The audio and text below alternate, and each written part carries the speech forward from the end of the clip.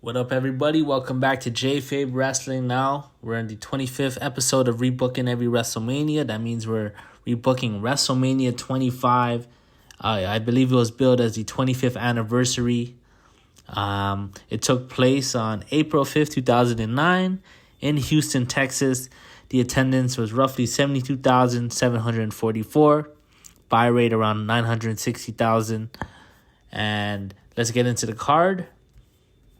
So first match on the pre-show actually was the Clones defeating The Miz and Morrison to unify both tag team championships. And then in the opener, we got the Money in the Bank ladder match. CM Punk defeated Christian, Finlay, Kane, Kofi Kingston, Mark Henry, MVP, and Shelton Benjamin. Then we have Santina Marella winning the Miss WrestleMania Battle Royal, last eliminating Beth Phoenix. We got Chris Jericho defeating Jimmy Snuka, Ricky Steamboat, and Roddy Piper in a handicap match.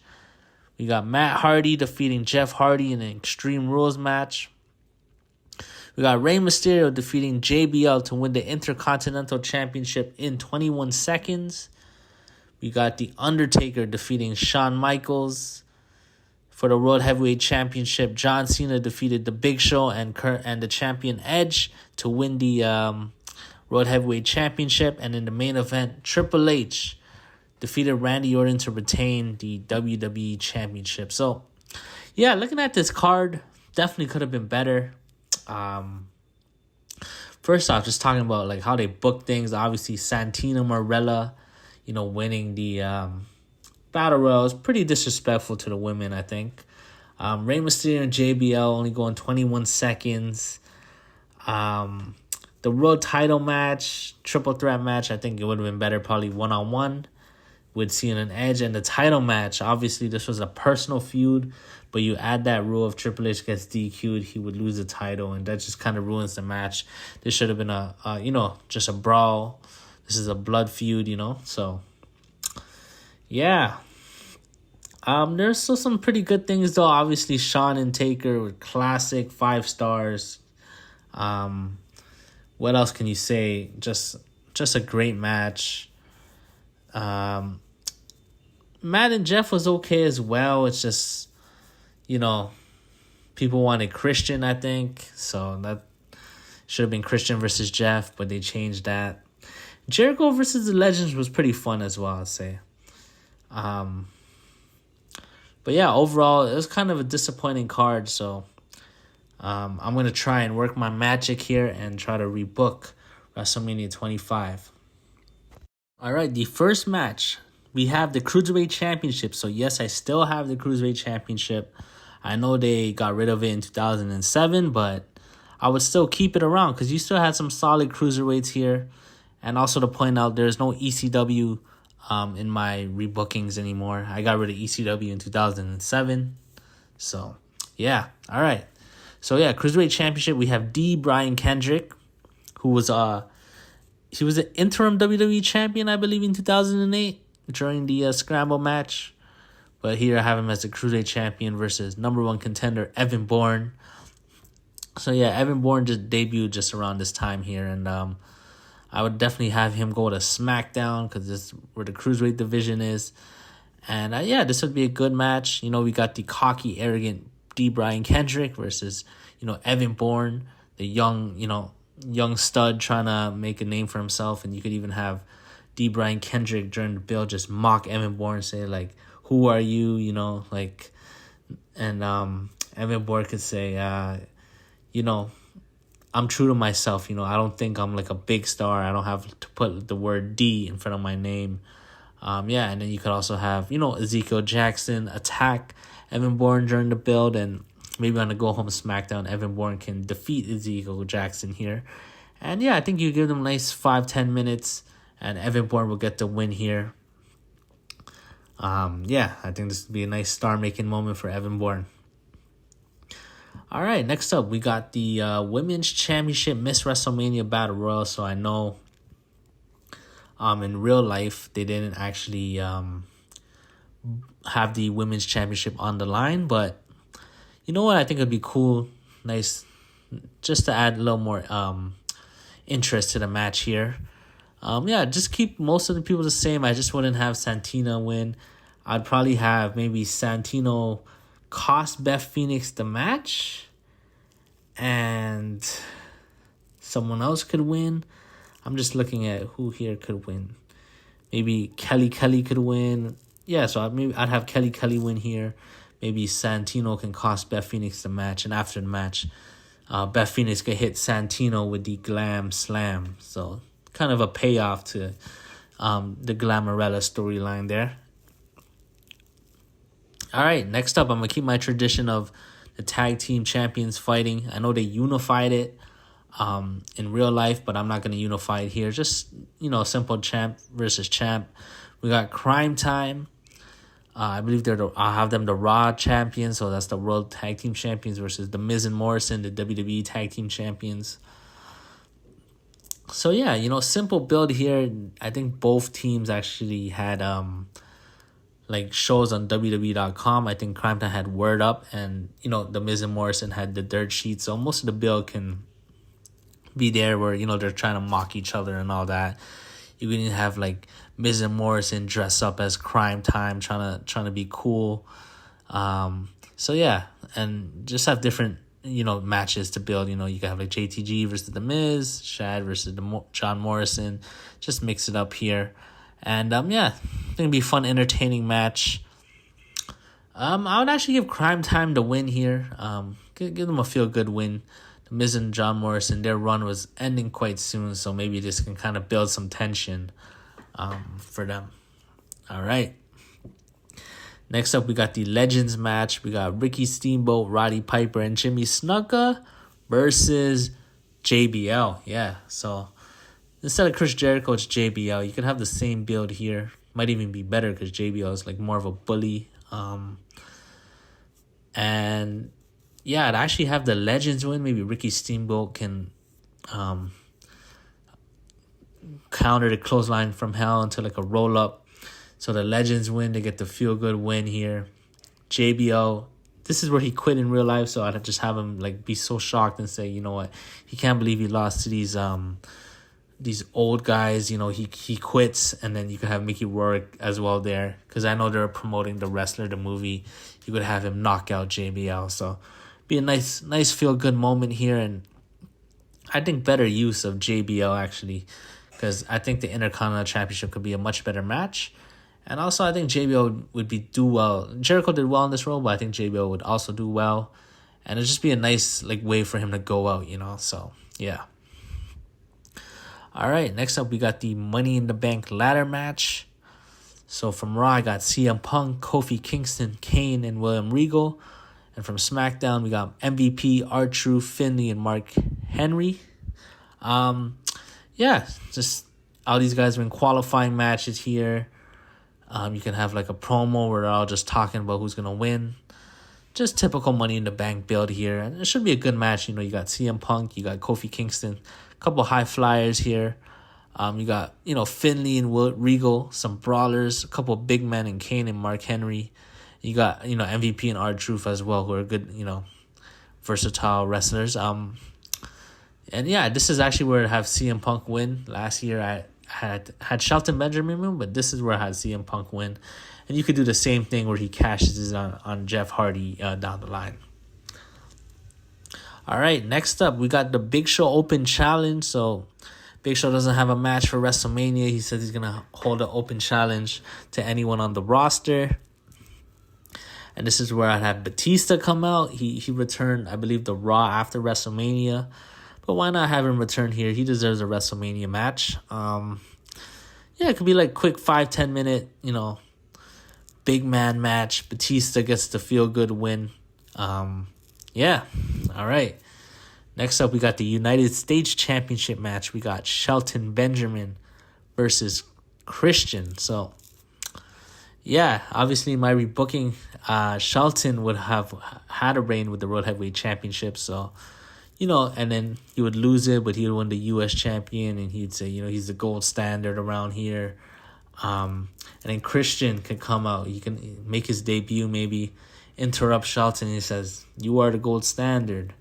No one has the athleticism as you, but one thing you're missing his charisma, and he's back to bring back the charisma to SmackDown because you're boring the people, and yeah, and Christian could win like a number one contenders match here, and yeah, pretty simple build here. Shelton can talk about how Christian left the WWE and he couldn't cut it before and he can't cut it now. He's actually won the world title. What has Christian done? He's won the world title but in a different company because he can't get it done here. So you could have some nice trash talking here. And it should be a good match. I'd have Christian get the feel good win here. He just debuted and I think he needs the momentum. All right. Next up, we got the Intercontinental Championship match, Rey Mysterio versus Chris Jericho. So yeah, these two had an amazing feud in 2009.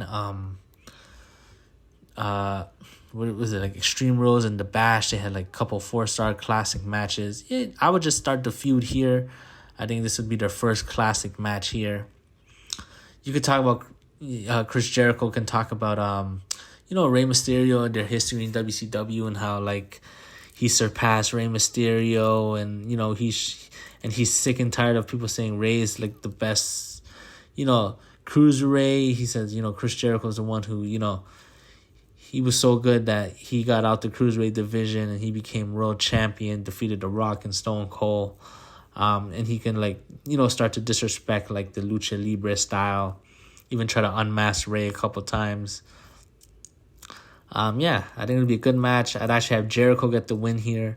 Rey Mysterio could go for 609, and he's about to, go for West Coast Pop. Jericho can counter with the Code Breaker 1, 2, 3, and they can continue their feud they had in 2009. All right. Next up, we got No Holds Barred Randy Orton versus Triple H. You got to keep the same feud here. Only difference is I don't have Randy win the Royal Rumble. I think when Vince is about to fire him, Randy does punt him. And, they're about to fire him again. I'd actually have Triple H come out and say, no. If you fire him, that means I legally can't kick his ass.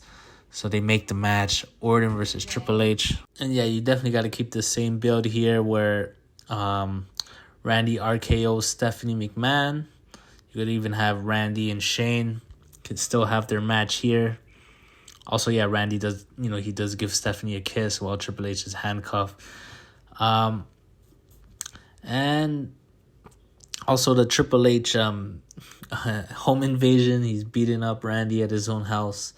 You could have all these things, even the Legacy and McMahon feud here. So you got Legacy and the McMahons on ringside here. I think this is just give them the whole, the whole gaga, the whole brawl, blood feud here. You got the McMahons and Legacy brawling as well. And, I'd give, I actually give Randy the win here because he was hot in 2009. Triple H could have the sledgehammer. He could go for the hit. Randy hits the RKO.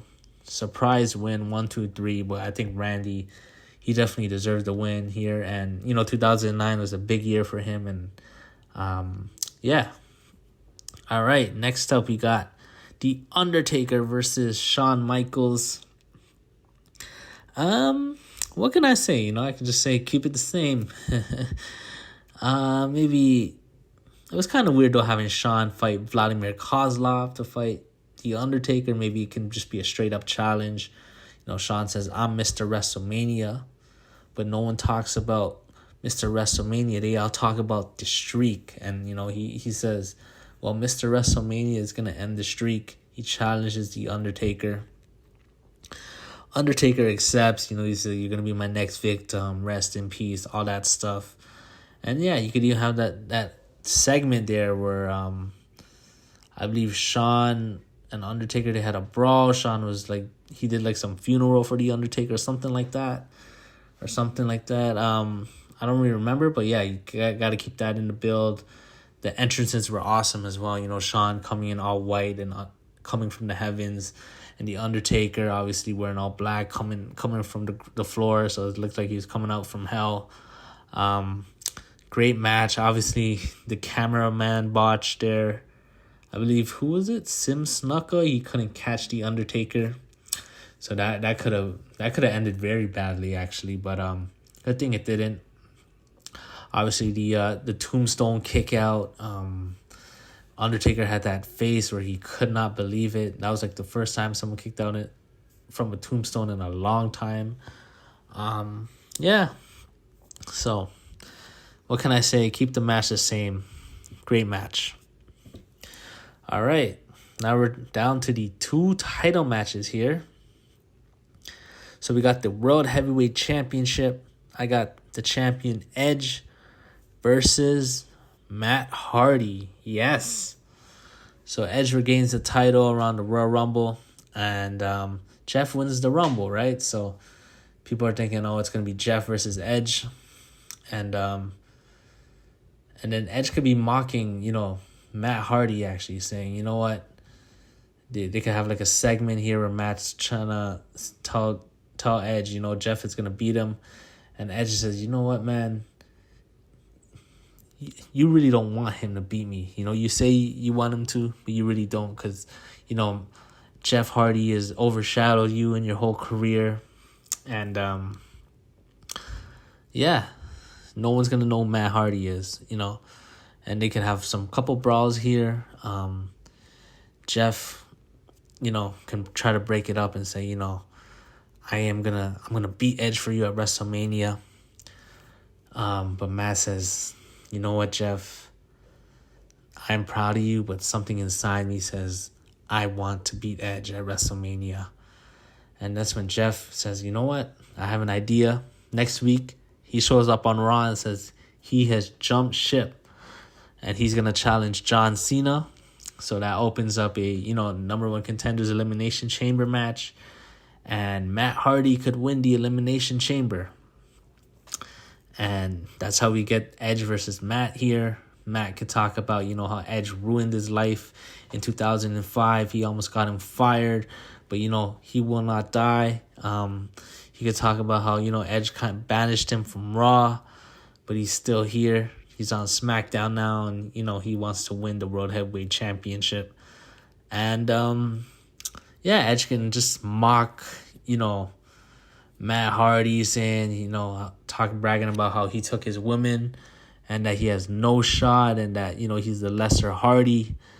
You could even have a couple brawls, obviously. Edge can hit Matt Hardy with the concerto on the Go Home show. And, I think this would be a great match here. Just no gimmick here, just simple match. Edge can go for the spear. Matt can actually catch him by the head, hit the twist of fate. 1, 2, 3. Matt Hardy gets the win here. Again, I guess how I'm booking it is kind of similar to Benoit versus Guerrero. When the 2 friends both celebrating. This time it's 2 brothers, so you could have Matt, after the match, go backstage and say, Jeff, this is your time. This is your chance, and it's your turn to get it done. So this would be a great moment here. And it leads us to the main event, the WWE Championship, John Cena versus Jeff Hardy. Jeff Hardy would actually win the Royal Rumble, so I would not have Jeff win at Armageddon in 2008. I felt like, we were kind of building towards his win at WrestleMania. After, him getting screwed at Survivor Series, him losing to Triple H, getting so close at the Scramble match. So I felt like we should have just, paid it off at WrestleMania. Jeff could win the Royal Rumble. And like I said, he eventually chooses to jump to Raw. And Cena says, he commends Jeff for, jumping to Raw, giving his brother a chance, but he made the biggest mistake because, he's the face of the company. And he says he has a lot of respect for Jeff and he hopes nothing but the best. But, John Cena could talk about how, he's a company guy and that Jeff Hardy is not really a company guy. He made mistakes, and he has to, John Cena says he still has his duty to, to be the face of the company, and that's why he will not lose the WWE Championship. Jeff could talk about, how, even though you're a company guy, no one wants you to beat me. He says he's talking about, he doesn't care about the people in the office.